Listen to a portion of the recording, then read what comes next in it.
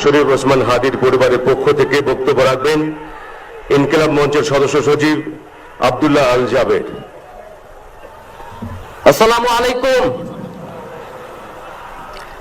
আমরা কি এখানে কান্নার জন্য এসেছি? আমরা এখানে কিসের জন্য এসেছি? আমার ভাইয়ের রক্তের বদলা নেওয়ার জন্য আজকে আমরা এই জানাজায় দাঁড়িয়েছি। প্রিয় ভাইয়েরা, আজকে কবি নজরুলের যে বিদ্রোহী দুটো লাইন, যাকে ওসমান হাদি তার আদর্শ মনে করত, আমি চিরবিদ্রোহী বীর, বিশ্ব ছড়ায় উঠে আজি একা, চির উন্নত শির। প্রিয় ভাইয়েরা, আপনারা জানেন শরীফ ওসমান হাদিকে এক সপ্তাহ 168 ঘন্টা আগে গুলি করা হয়েছে। এখন পর্যন্ত কি তার খুনিকে গ্রেফতার করা হয়েছে?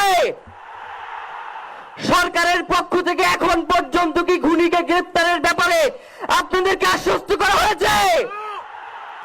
তারা কি এখন পর্যন্ত আমাদেরকে জানিয়েছে যে খুনি কোন জায়গায় রয়েছে?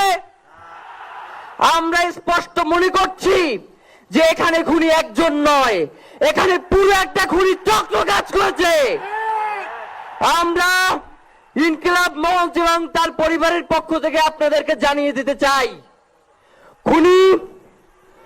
খুনের পরিকল্পনাকারী, খুনের সহায়তাকারী এবং পুরো খুনি চক্রকে বিচারের আওতায় নিয়ে আসতে হবে এবং আগামী 24 ঘন্টার মধ্যে স্বরাষ্ট্র উপদেষ্টা এবং সহকারী উপদেষ্টা খোদাবক্স তাদেরকে জনতার সম্মুখে এসে তারা এই খুনের ব্যাপারে গত এক সপ্তাহ ধরে কি পদক্ষেপ নিয়েছে তা জনসম্মুখে জানাতে হবে। যদি তারা জানাতে না পারে তাহলে তাদেরকে পদত্যাগের জন্য প্রস্তুত থাকতে হবে। আমরা ইনকিলাব মঞ্চ কোনোভাবেই শরীফ ওসমান হাদির রক্তকে বৃথা যেতে দেব না।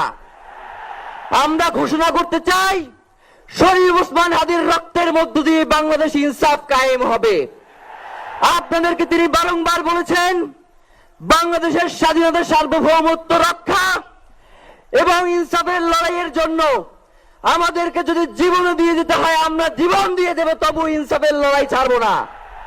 সুতরাং প্রিয় বন্ধুগণ, আমাদেরকে ইনসাফের লড়াই লড়তেই হবে। আপনারা রাজি আছেন কিনা? এবং সেই সাথে আমরা আরো বলতে চাই, সিভিল মিলিটারি ইন্টেলিজেন্সের মধ্যে ঘাপটি মেরে বসে থাকা আওয়ামী দোসরদেরকে চিহ্নিত করে গ্রেফতার করতে হবে।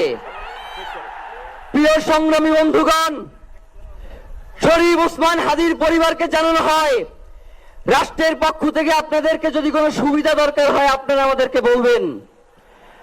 আমরা শরীফ ওসমান হাদির পরিবার থেকে রাষ্ট্রকে জানাতে চাই, যদি এই রাষ্ট্রকে রক্ষা করতে শরীফ ওসমান হাদির পরিবারের 5 সদস্য তার ভাই এবং বোনদের যদি রক্ত লাগে তারা দেওয়ার জন্য প্রস্তুত রয়েছে, তবুও এই খুনিদেরকে চিহ্নিত করে বিচারের মুখোমুখি করতে হবে।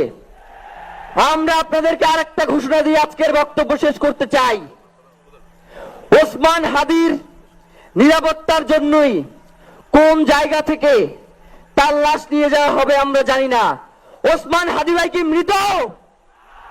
তিনি আমাদের লক্ষ কোটি তরুণের মধ্যে জীবিত রয়ে যাবেন ইনশাআল্লাহ। আপনাদেরকে জানিয়ে দিতে চাই, কোন ধরনের সহিংসতা ছাড়া আমরা যেহেতু ওসমান হাদির লাশকে আমরা জাতীয় কবি কাজী নজরুলের পাশে দাফন করার ব্যবস্থা করতেছি, আপনারা সবাই এই প্রোগ্রাম শেষে জনতা মিছিল নিয়ে শাহবাগে চলে যাবেন। আমরা ওখানে গিয়ে আপনাদের সাথে দাফনের পরে কথা বলবো। হয় বাংলাদেশের স্বাধীনতা সার্বভৌমত্ব থাকবে, বাংলাদেশের ইনসাফ কায়েম হবে, নয়তো আমরা বাংলাদেশের জন্য রক্ত দেওয়ার জন্য সবাই প্রস্তুত রয়েছি। এবং ইনকিলাব মঞ্চ ব্যতীত কারো কোনো প্রোপাগান্ডায় আপনারা কোনো ধরনের সহিংসতার পথ বেছে নেবেন না। আমরা ইনকিলাব মঞ্চের পক্ষ থেকে আপনাদেরকে জানাবো কখন কি ব্যবস্থা গ্রহণ করতে হবে। আপনাদের সকলকে, এই লক্ষ লক্ষ মানুষকে, আজকে শরীফ ওসমান হাদির জন্য যারা এসেছেন, শহীদ শরীফ ওসমান হাদি, তাকে আমরা সবাই দোয়া করব এবং তার যেই লড়াইয়ের পথ, তার যেই সাংস্কৃতিক আন্দোলন, তার যেই আধিপত্যবাদের বিরুদ্ধে লড়াই, আমরা সকলে সেটাকে একসাথে প্রতিহত করব। বাংলাদেশ জিন্দাবাদ, ইনকিলাব জিন্দাবাদ, নারায়ে তাকবীর, নারায়ে তাকবীর। দিল্লি না ঢাকা, দিল্লি না ঢাকা, গোলামি না আজাদি, ক্ষমতা না জনতা, আপোষ না সংগ্রাম, দিল্লি না ঢাকা। আমার ভাই কবরে, খুনে কেন বাহিরে, আমরা সবাই হাদি হব, গুলির মুখে কথা কব, আমরা সবাই হাদি হব। নারায়ে তাকবীর, ইনকিলাব ইনকিলাব, মুজিববাদ মুর্দাবাদ, ইনকিলাব জিন্দাবাদ।